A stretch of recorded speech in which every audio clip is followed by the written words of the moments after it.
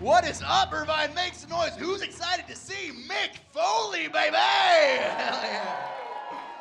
Oh, I can't wait. We were just in the green room. I was talking his ear off, all right? All one of them. It was great. He's my favorite. This is an honor. Every year I used to dress up as Mankind for Halloween. It was amazing. One year I dressed up as Naked Midian. Now I can't be within 500 yards of the school. All right, so that's a little tough. That's a little tough, man. But he's always been my favorite. Like I remember in 6th grade, the first book I ever bought was Have a Nice Day. Who's bought that book? Read that book back in the day? I bought that in 6th grade. All my other friends were reading Harry Potter, and that's when I realized they're kind of like the same book, all right? Like, they both got a lot of action. They're both kind of magical. They both had a story about a sock that made me cry, all right? Absolutely. One has Dobby, one has a choked out Triple H, all right? Same. It's the same, baby. I love Foley, but a lot of my friends growing up, they all liked other wrestlers, you know what I mean? If you're like 35, my age, when you grew up, there were 2 guys and everyone had a favorite and was one of those guys. The first one was The Rock, all right? Clap it up for The Rock. We know The Rock. But if you didn't like The Rock, your favorite was Stone Cold Steve Austin.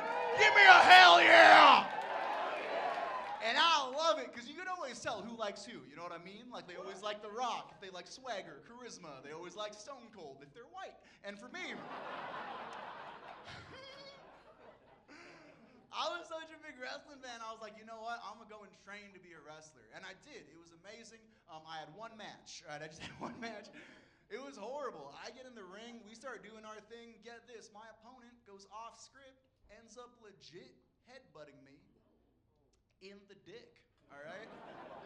This guy gave me a real headbutt straight to the dick. I'm freaking out. It's the first time I've seen anyone get a concussion. You know what I'm talking about, lady? Boom, there you go.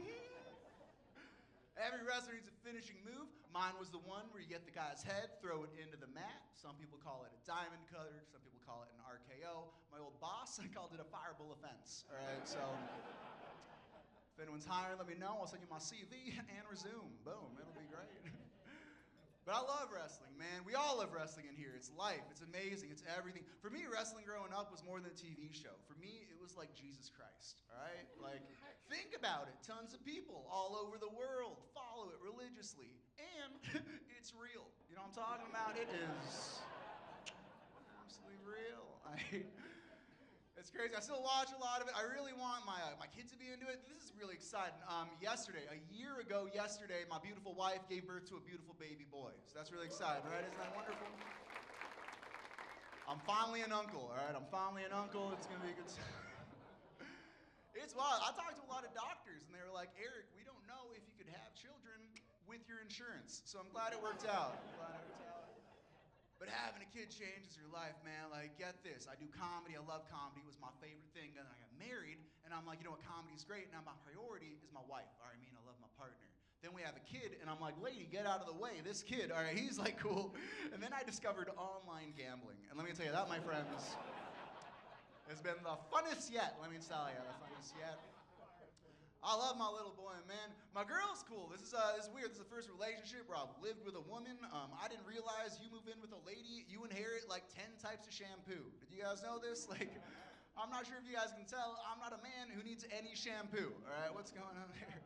I remember when I was living alone, I didn't have shampoo, body wash. You know what I had? 1 bar of soap, all right? Not 1 brand, 1 bar. I had it for 30 years. My dad gave it to me. His dad gave it to him. My great-grandfather forged it in the Irish Springs of Manila. You know what I'm talking about?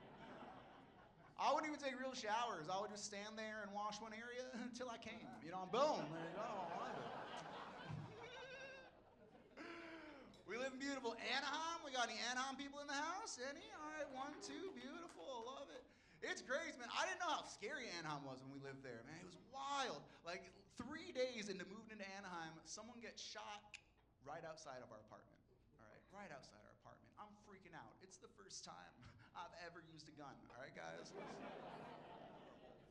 My partner was like, yo, we should get a gun and protect the house. I'm like, babe, I don't like guns. I'm traumatized. When I was 14, I used a gun. I went hunting, tried to shoot a rabbit, accidentally hit the magician. And that was the worst birthday party I've ever been to. But I like Anaheim, man. It's beautiful. You know, if you like Disneyland, boom, move to Anaheim. You like good restaurants, boom, move to Anaheim. If you just just want to do drugs and join a gang. Move to Santa Ana. All right, Santa Ana. Better drugs, better gangs. That's what I'll say, baby. I love it.